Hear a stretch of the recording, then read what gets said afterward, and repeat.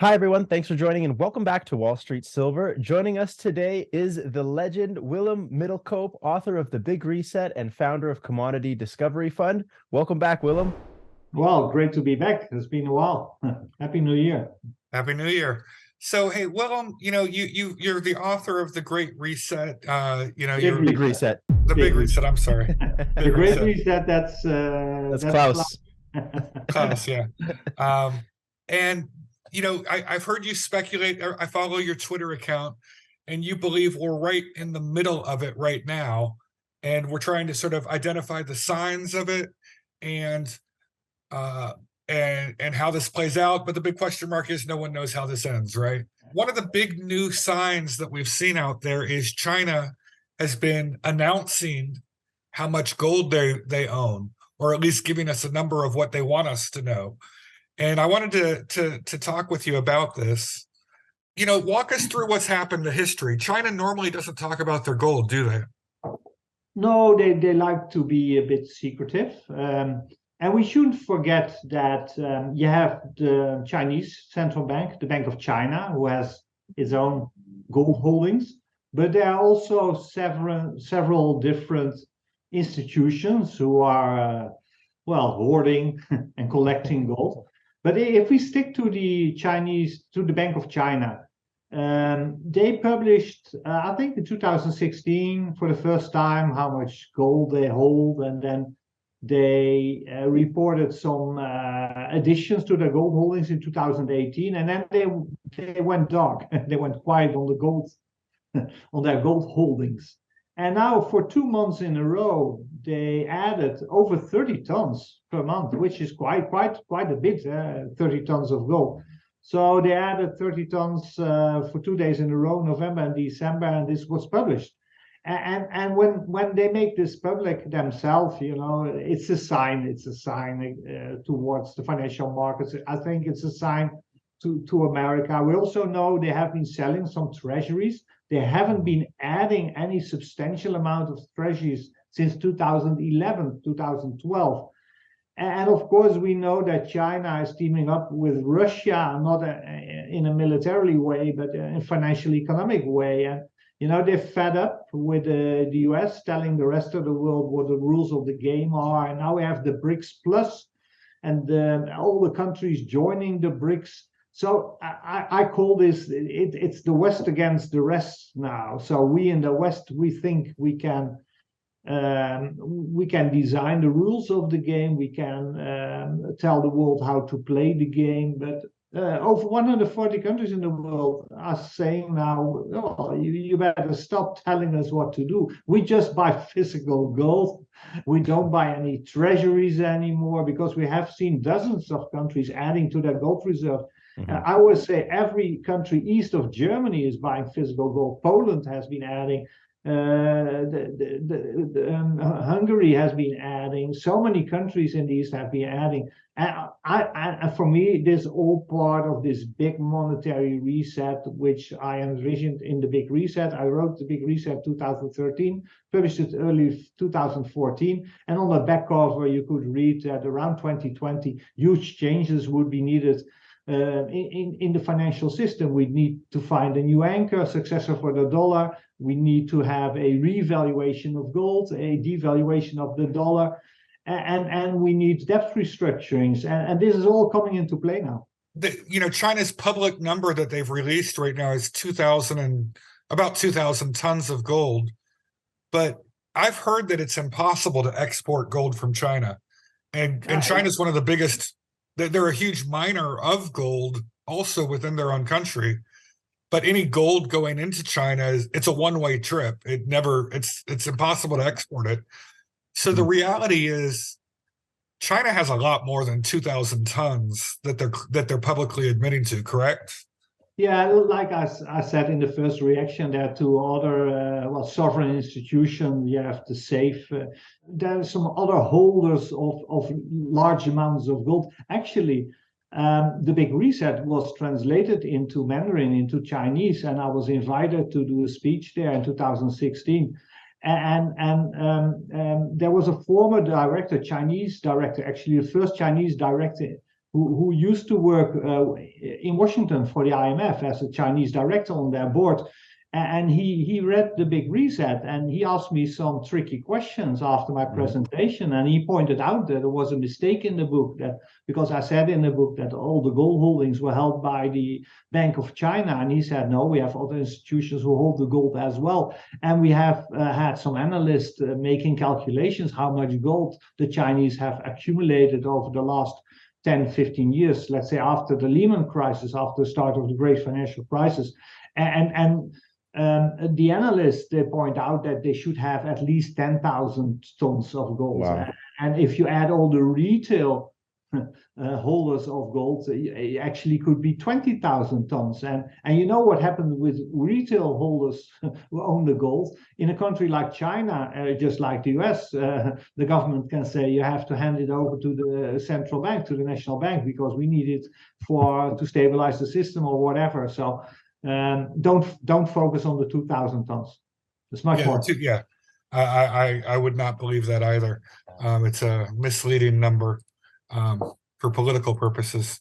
But China's plan, this is another article that's been pretty hot in the news the other day, is China's trying to create an international oil yuan renminbi market, and gold is part of that. Explain to us how that would work. Yeah, that's like you know about the gold deal, the petrodollar deal of 1947. We had the closing of the gold window in 1971, so the dollar wasn't convertible to gold anymore. Then there was a dollar crisis, and Kissinger fixed that crisis to travel to Saudi Arabia and to propose to the Saudis that oil would always be sold for dollars and dollars only, and that's the petrodollar deal. And that has been around since 1974. And now in this article, this is research, not by Zero Hedge or not by Middelkoop or Wall Street Silver, but by BNP Paribas. It's one of the leading banks in Europe. And just like Sultan Polza's speech, and he's a research, he's analyst for Credit Suisse, they both come to the same conclusion that there's a huge shift, and you could have a petro-yuan deal in which China can use its currency to buy oil, and this is a highly significant piece of research, and I would advise everybody to read it. So now we have Credit Suisse, now we have BNP Paribas. We also had a piece of research by ING. Talking about the possibility that the BRICS countries will start to operate their own world reserve currency or their own currency, joint currency. And I don't know how this will end, but I do know it's part of a monetary reset, and it has started. We're in the first innings. And when we look back in 2030, we will say, oh, wow, lots has changed in the last 10 years. So let's say, for example, Saudi Arabia would send oil to China, and then they might be paid in yuan or the renminbi. Yeah. But then on the Shanghai exchange, the gold exchange there, Saudi Arabia could immediately convert their, if they don't want to hold yuan, they can convert their Chinese currency directly into gold on the Shanghai exchange, essentially cutting New York and the US dollar and the Western gold markets out of the transaction completely, right? Is that the gist of? Yeah, I'm currently in the process of revising the Big Reset, because the last revision is from 2016. You can download it for free. If you Google it, the Big Reset download, you can download it for free on our website. But I'm revising it now, and when you do the research and when you read all the stuff being available from Russia and China on this topic, the Russians are very open about it, that they want to change the system. Already in the Big Reset, the edition of 2016, I quote many sources from Russia and China explaining how the US is manipulating the gold price, keeping it low, and the Chinese were happy with a lower gold price because they wanted to add to their gold holdings, and they communicated to the US that they don't want to buy gold at a very high price. So the Chinese and the US were both in the same team, let's say in the last 10 years, to keep the gold price down. But now that's changing. And that we saw a correction of the gold price in the last 2 years. That was quite a long one, but now we've seen gold has bottomed. And today, the Bank of America put out a piece of research saying that gold will go over 2,000 this year and might reach higher levels. So I think gold is into play. Silver was leading this first move up from, let's say, September, October. Gold is taking over now, but we all know silver is gold with some ecstasy, and when gold starts to run, silver will run a bit more. And I think things are starting to get very, very interesting. Yeah, here's the latest on the gold chart, and it wouldn't take. Here's 2,000 up here. It wouldn't take that much to reach it. I mean, that's no. That could happen. That could happen in a 2 or 3 day time frame, very easily. If some, I don't know if you are technical analysis guys, but I'm a fan of the Elliott wave counts, and I follow A.V. Gilbert, which is a great analyst.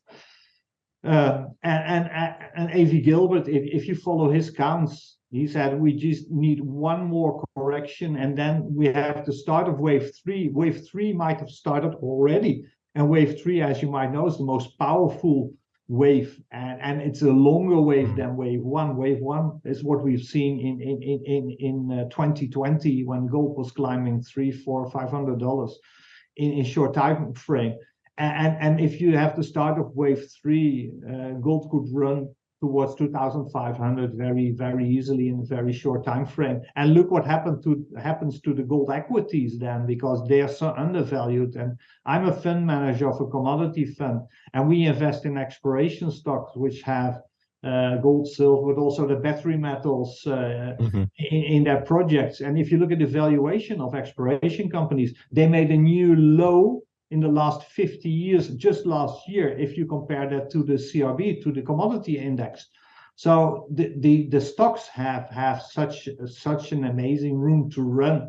And actually, we had a great start in the first trading week of this year. We're up almost 5% for the first week, because it's all starting to move in the right direction now. I've had a few stocks also in the sector that are up dramatically. Some of the stocks have already moved more than 100% off of the lows of, if you were to pick up any of these stocks in September, there's a handful of them. I won't go into names, because then people will be upset that I didn't mention other names. But I did several interviews at the end of last year, November, December. I said, watch the tax loss selling season. Once that's over, and that's around Christmas, you always have runs at least 20% in the first 2 months of the new year, but you could have a move of 40, 50, 60%. And we're in the middle of that move. Our fund is up from the bottom 15% from the bottom of last year. Last year was a bad year. If you look at the Toronto Stock Exchange Venture Index, where all the smallest junior mines and exploration companies are listed, that one was down 37% last year. Wow. We were down 27%, so we outperformed that index. But if you look at the senior names, the gold producers, they're starting to move. They're always the first to react. They're the first to move. And if you want to know if a correction is finished in gold, look at the senior gold equities. Once they start to run, it's always the best sign that the new bull market has started. Gotcha.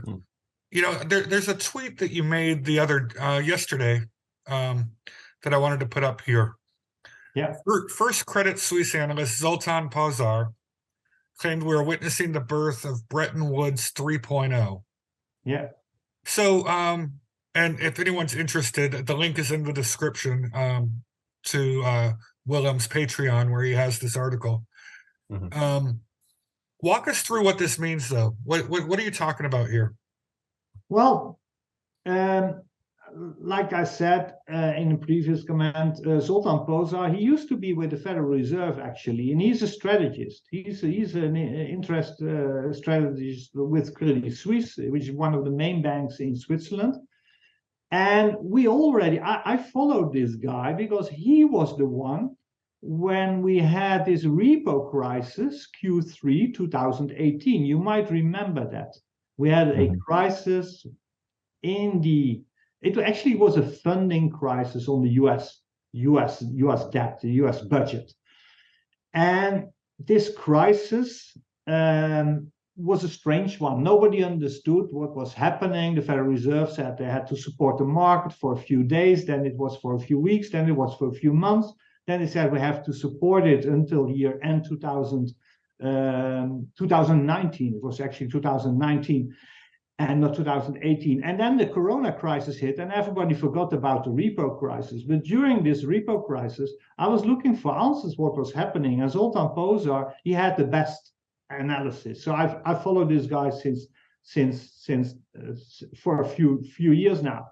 So when he started to put out research after Russia invaded Ukraine, and he wrote his first piece of research March 5th. So that's only 2 weeks after the start of their war.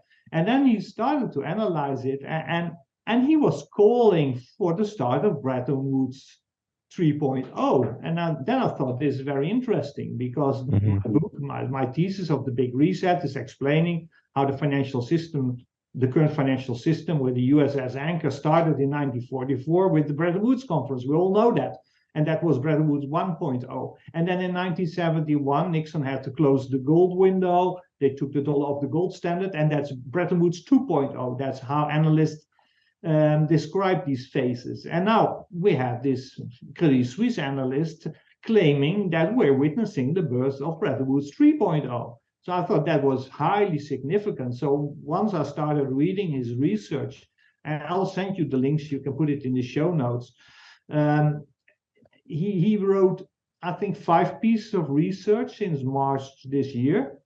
And actually, he is claiming that this is the start, this is the birth of a new monetary system, or is a move away from the US dollars financial system, which we know since 1944, which is actually almost 80 years ago. And every 80, 90 years, you have this change in the international monetary system. If you study history, on average, financial system is changed every 92 years.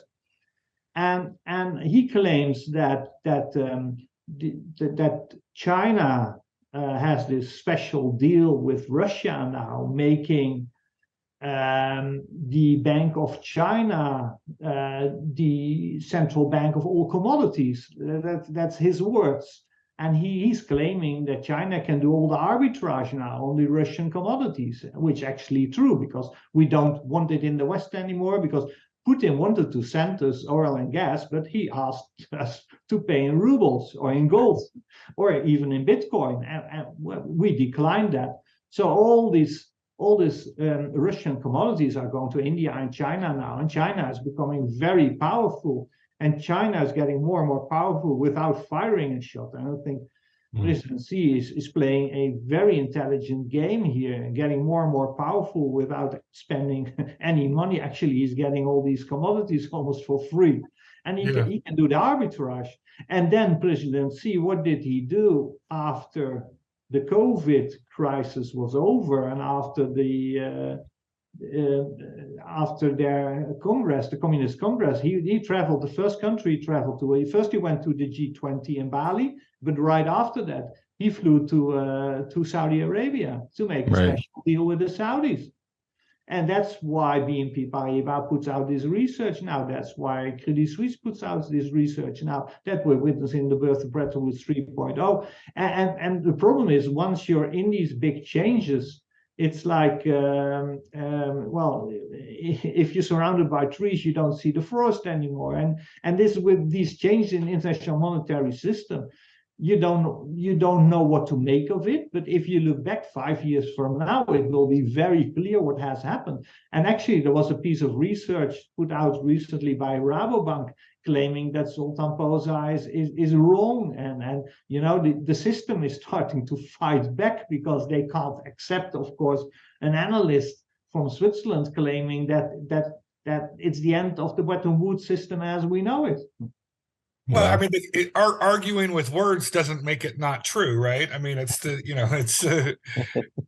yeah. Well, follow the money. And once the Chinese start to buy gold again, and all these other countries start to buy gold again, and Sultan Polza is claiming that's the end of the paper system now. It's the end of the paper Bretton Woods system. And he says the Bretton Woods 1.0, that was a gold-based system. Then Bretton Woods 2.0 was a paper-based system around US treasuries. And now Bretton Woods 3.0 is a system built around gold and commodities again.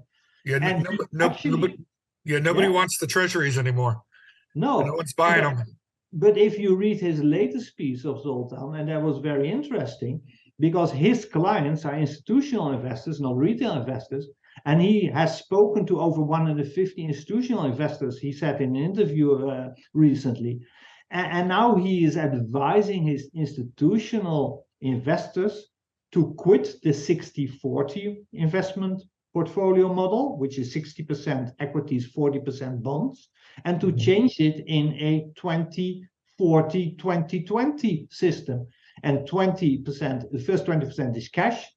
Then you have 40% in equities, 20% in bonds, because institutional investors, you know, they can't go to zero. So he's advising them to only invest 20% in bonds, and then another 20% institutional investors should invest in commodities now. That's his advice. Well, if you know institutional portfolios, they invest on average 1% of their money in commodities. So you have this huge trend change starting now, that institutional investors, they need to wake up, and they are starting to wake up, and they have to move more money towards commodities and towards gold. And this is the start of a huge new bull market, and we have this record low valuation. So this is getting very interesting for a fund manager from the Netherlands who started the Commodity Discovery Fund, and to invest in all these great mineral and metal discoveries for pennies to the dollar. Yeah, it's an exciting time. I'm fully invested in all these already, so you know, I get excited when I hear you talk about conferences. So I know you follow it. I'm excited. But hey, there's something else. You know, I see you've got this on Patreon here. Is that where, you know, everyone follows your Twitter account already, Willem Middelkoop. I'll have that link in the description. But tell us the story. You started a Patreon account also. Yeah, you know, I've been active on Twitter for almost 10 years and have quite a bit of followers. And I give everything there for free, you know, for 10 years. I wanted to educate the people. But when you have so many followers, people start to you always get these nasty reactions. So I had to close the comments. And I felt the need to have a smaller community. I call it the Friends of Willem, become a friend of Willem. I'm your personal guide to survive the big reset. And people who are interested to follow this, you know, this is not for everybody, but if you're really interested into this and you have some money, you know, and you're investing, you should know what's going on. And I try to guide people as good as possible. And I charge $15 a month for that. And that, I don't need the money. I like the money. I don't need the money, but the money makes sure I get a serious group of people who are interested to discuss this. And if you want to ask me a question, you can ask me a question. I will answer you. And that's what I want to do with this Patreon platform.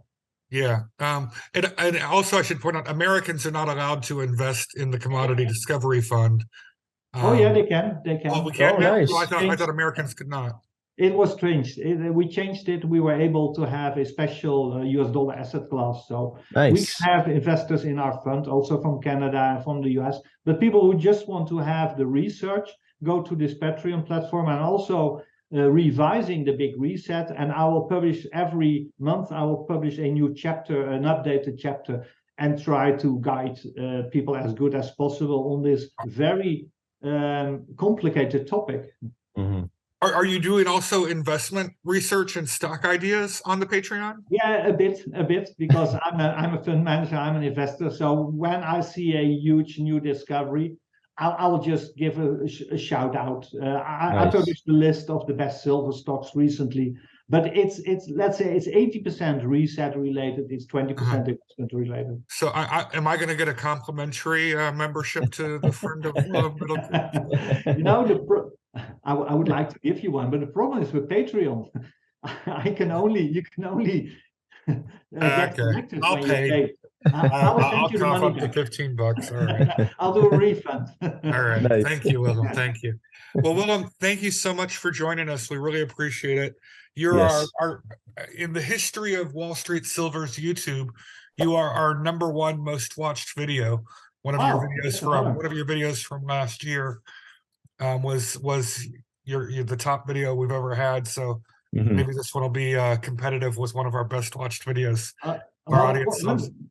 Once you start looking better than Daniela, we might reach one. I'm never gonna look better. That's not happening. I mean, maybe Ivan has a shot, but not me. I'm an old guy, but okay. Bye, All right. Thank you, guys. Bye bye.